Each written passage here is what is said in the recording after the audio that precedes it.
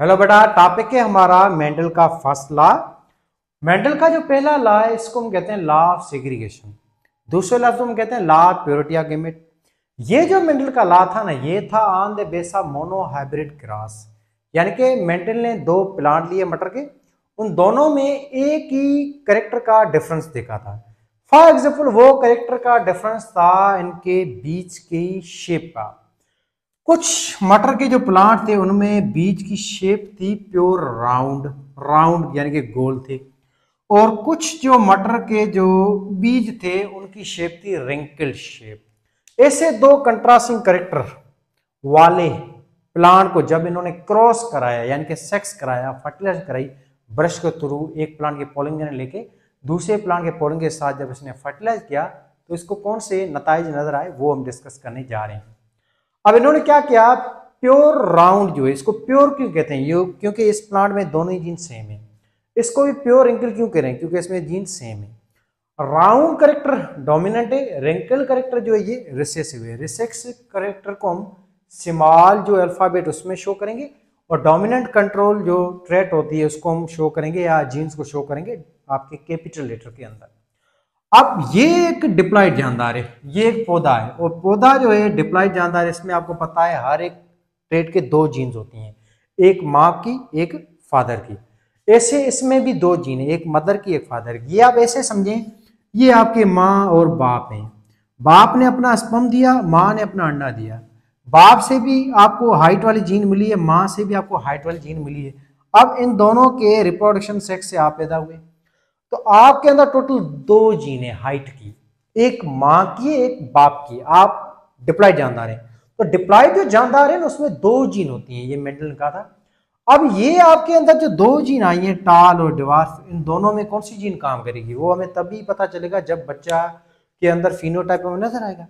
जैसे आप हो गए हो टाल, यानी कि आप पूरे के पूरे बाप पे गए हो, यानी कि बाप की जो जीन है वो आपके अंदर काम कर रही है, माँ की जो जीन है वो आपके अंदर मौजूद तो है पर वो काम नहीं कर रही है, और ये F1 जनरेशन कहलाती है। यानी कि आपके माँ बाप की ये पहली पीढ़ी है। F1 जनरेशन सारी की सारी एक पेरेंट पे गई है, और ये उसी पेरेंट पे जाती है जो पेरेंट क्या होता है, डोमिनेंट पेरेंट होता है। समझ आई बात, डोमिनेंट।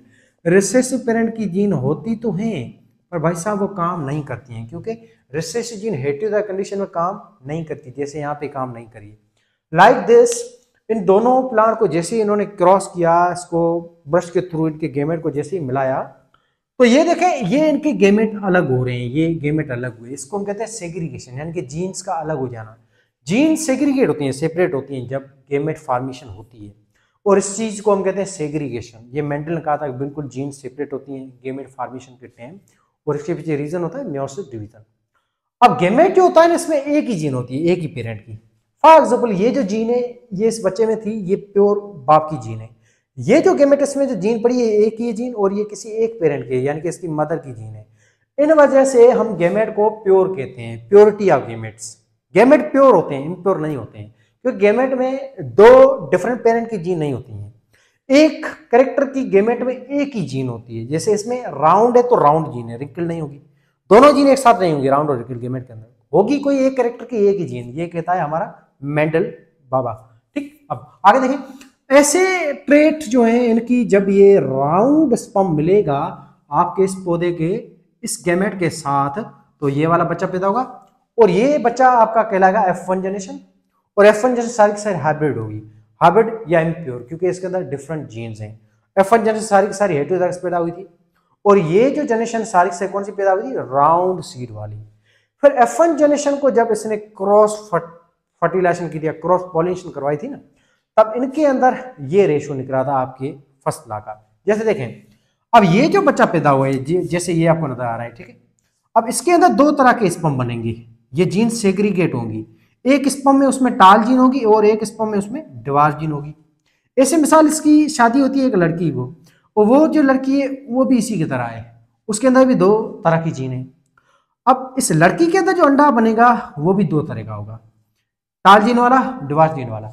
अब ये स्पर्म और ये अंडे जब मिलेंगे, या ऐसी F1 जनरेशन की जब शादी होगी ऐसे बच्चों की, तो उनकी जो फैमिली बनेगी, उनके जो बच्चे पैदा होंगे वो दो तरह के पैदा होंगे। वो टाल भी पैदा होंगे, डिवार्फ भी पैदा होंगे, क्योंकि यहाँ पे इस फादर के अंदर भी डिवार्स जीन पड़ी है, उसके अंदर भी डिवार्स जीन पड़ी है। जब दोनों पेरेंट्स में डिवार्स जीन होगी तो भी वो डिवार्स जीन अपने करेक्टर शो करेगी F2 जनरेशन में, और वो जरूर जीन F2 जनरेशन में करेक्टर शो करेगी। ये हमें मेंडल बता रहा है। जैसे देखें यहाँ पे F1 जनरेशन के जो बच्चे थे, इनके अंदर दो तरह के गेमेट बनेंगे। इनके अंदर स्पर्म ऐसे बनेंगे, दो डिफरेंट आएंगे, क्योंकि दोनों जीन डिफरेंट हो जाएंगी, अलग गेमेट के अंदर चली जाएंगी। ऐसे इनके अंडे भी दो तरह के ऐसे बनेंगे। अब ये अंडा और ये स्पर्म जब दोनों मिलेंगे तो ऐसा बच्चा पैदा होगा, राउंड बेटा पैदा होगा। ये स्पर्म इस अंडे के साथ मिलेगा तो राउंड पैदा होगा। ये स्पर्म स्मॉल आर वाला यानी कि रिंकल जो जीनोटाइप वाला इस अंडे के साथ मिलेगा तो यहाँ पे बच्चा राउंड पैदा होगा। ये स्पर्म इस अंडे के साथ मिलेगा तो रिंकल पैदा होगा। यानी कि F1 जनरेशन है, उनके जो बच्चे पैदा होंगे वो 75% बच्चे राउंड होंगे, डोमिनेंट करेक्टर वाले होंगे। 25% जो आबादी उनके जो बच्चे हैं वो रिंकल पैदा होंगे। यानी कि रिसेस जीन भी अपने करेक्टर शो जरूर करेगी, पर उसके लिए कंडीशन है कि दोनों ही पेरेंट्स में रिसेसिव जीन होनी चाहिए। यहाँ पे जो आपके पास दोनों प्लांट थे ना ये F1 जनरेशन के, उन दोनों के पास ये रिसेसिव जीन थी, तभी देखें उनका एक बेटा रिंकल पैदा हुआ है। अब इनका रेशो देखें F2 जनरेशन का, मेंडल के फर्स्ट लॉ का, वो रेशो है 3:1 फिनोटाइप रेशो है। हमें क्या नजर आ रहा है, 3 राउंड पैदा हुए, 1 रिंकल हुआ, ये रेशो 3:1 है।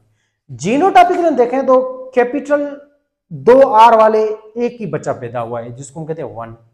स्मॉल आर कैपिटल वाले 2 ही बच्चे पैदा हुए, ऐसे जीनोटाइप वाले 2 हुआ रेशो। ऐसे स्मॉल वाले एक ही बच्चा पैदा हुआ है, तो ऐसे रेशो हुआ क्या 1:2:1, ये जीनोटाइप रेशो है। और इन रेशो के सवाल हर दूसरे साल हर साल मेडिकल टेस्ट में पूछे जाते हैं मेंडल के, तो ये सारी चीजें आप याद कर लें अच्छी तरह से। ये था आपका पहला लॉ मेंडल का, और मेंडल यही कहता है, और ये मोनोहाइब्रिड क्रॉस के बेस पे थे। अब देखें इनमें 6 कैरेक्टर सेम थे प्लांट के अंदर, एक कैरेक्टर डिफरेंट था, वो था सीड शेप का। ऐसे ही इसकी जो ये रिजल्ट आई है ना, इस नताइज को, इस रिजल्ट को हम कहते हैं मोनोहाइब्रिड रेशो, इसके रेशो कहते हैं। रिजल्ट को कहते हैं इनहेरिटेंस ऑफ सिंगल ट्रेट, यानी कि सिंगल ट्रेट जो है, इनमें जो सिंगल कैरेक्टर है वो इनकी आबादी में आगे ट्रांसफर भी हो रहा है, कैरेक्टर नए भी शो हो रहे हैं। इससे हमें थोड़ा एवोल्यूशन का भी पता चल रहा है। जैसे देखें ये जो प्लांट है ना, ये जो राउंड है, ये होमोजाइगस राउंड है, ये पूरा का पूरा गया है अपने दादा के ऊपर। ये प्लांट जो है, ये इसका पोता या पोती, ये पूरी अपनी दादी के ऊपर गई है, क्योंकि ये होमोजाइगस है। दो जो इसके बेटे हैं ना, वो अपने अम्मी अब्बू पे गए हैं। यानी कि ये दो बच्चे अपने माँ बाप पे नहीं गए हैं, F1 जनरेशन में नहीं गए, ये दोनों अपने दादा पे गए हैं, दादा दादी पे, ये दोनों अपने माँ बाप पे गए हैं। और इसमें देखें वेरिएशन आ रही है नहीं, ये करेक्टर इनके अंदर नहीं थे, और ये करेक्टर देखें वो डिफरेंस है, ये दोनों करेक्टर इनके अंदर थे पर ये करेक्टर इनके अंदर नहीं थे। इन दोनों प्लांट के अंदर जो इनके पेरेंट है, जो हमारे सिलेक्टेड थे, इसी को तो हम कहते हैं वेरिएशन। जैसे ही पीढ़ी आगे बढ़ेगी, रिसर्च भी अपने करेक्टर शो करती जाएगी, और नए नए करेक्टर भी उस पीढ़ी के अंदर जनरेशन आबादी का आती जाएंगे। यही हमारा मेंडल भाई साहब बातें करता है।